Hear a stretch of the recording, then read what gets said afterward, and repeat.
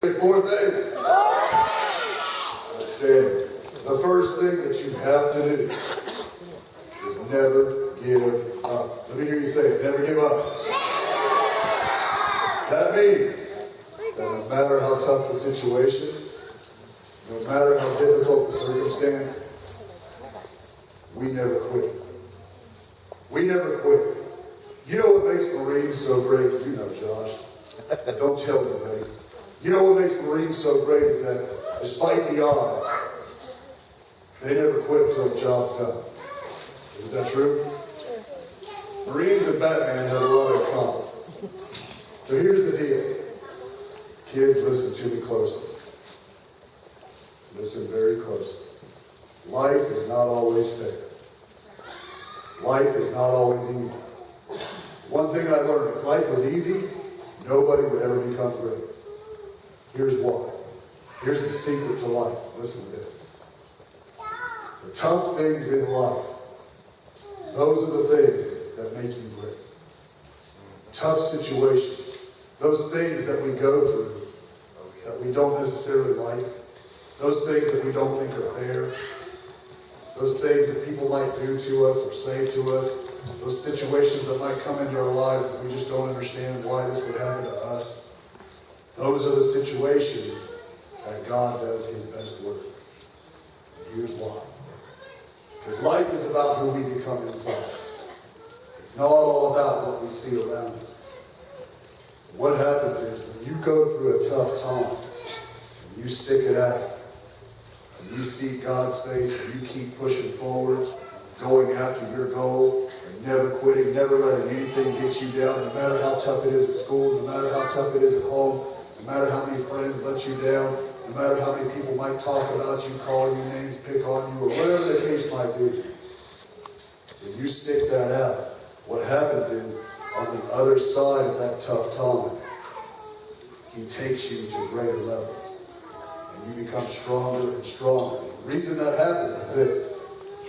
We go through tough times so that we can be used to reach back and help others through their tough times. Does that make sense? You see, life is not all about just us. Life is not all about me or all about just you. Life is about when we go through things, what is the greater purpose? What is it that I'm going to learn from this? What is it that I'm going to grow from this so that one day I'll be able to help somebody else going through something too? I'm going to give you something that God gave me one time that's really good. This is really for the grown-ups too. One day I was in the worst of situations in my life. This is probably 20 years ago. And I was really bottomed out. This guy was bottomed out.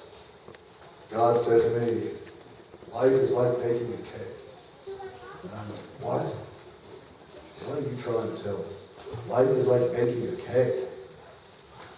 The illustration that he gave me was, when you bake a cake, you've got all kinds of things laid out in front of you, don't you? You've got milk, you've got eggs, you've got sugar, you've got some water, you've got baking soda, you've got flour. Some of those things by themselves don't taste very good, do they? Does baking soda taste good? Raise your hand if you try it. All right, let me be honest. Does flour taste good by itself? Does milk taste good by itself? How about sugar?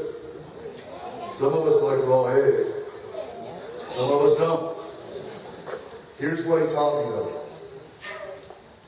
If you leave out any one of those ingredients from that cake, even the ones that taste bad, you will mess the whole thing up. So what he taught me was this. The ingredients that go into that cake were not meant to be tasted by themselves, but you can't do that. So I put it all together and I understood. And even though the situation that I was going through at the time didn't taste good, it was a baking soda situation in my life, I had to have it for the greater good of what it was that He had for me to do. And then that helped me a lot. As I went from that day forward, I learned to do what Paul said. Paul said to walk by faith and not by sight.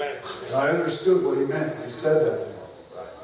He meant that even though he was in shackles, he learned to look ahead and to try to see it through God's set of eyes instead of his own.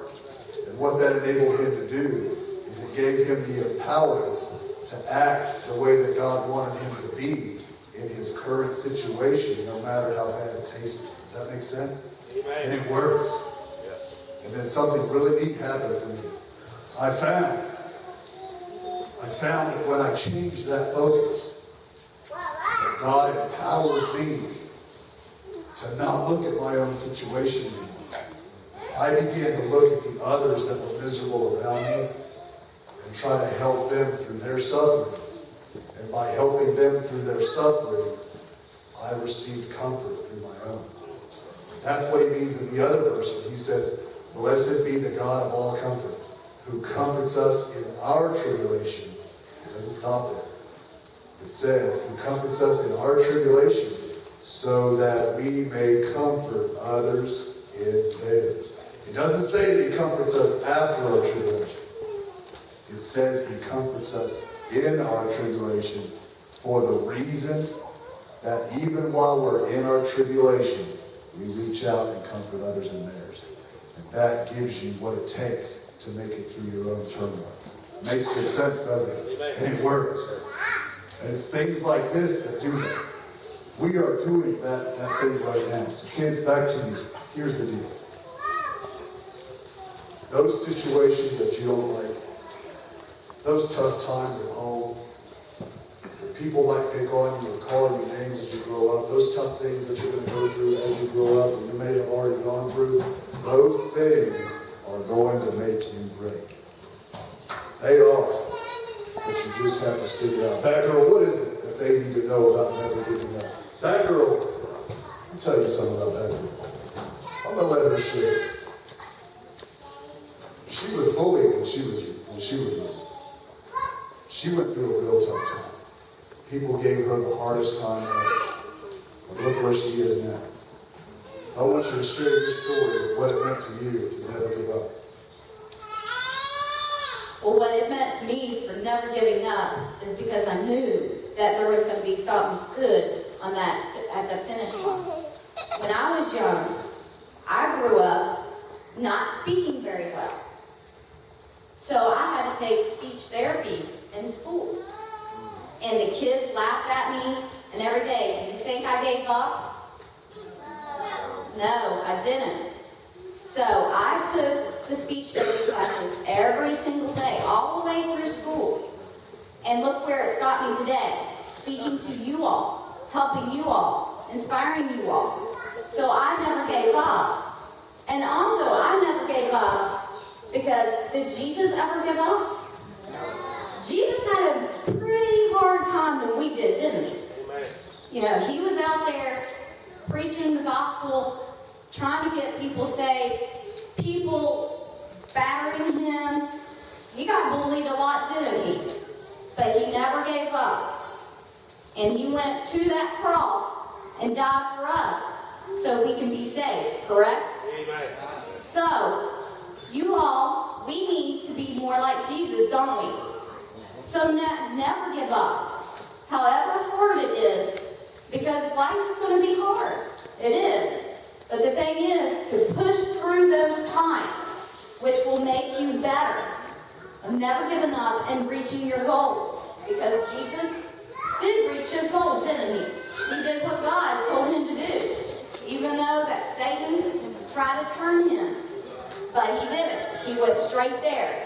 So never giving up always has the best at the end. Amen. Who likes race cars in here? Who likes race cars? You're watching this. A lot of us do. Let me ask you something. Who knows what nitrous oxide is? Who knows what the nitrous button is on a car? Anybody? Superchargers, all that good stuff, right? Here's the deal. He just gave you this. The supercharger in a bad situation. Superchargers in vehicles are used, nitrous is used.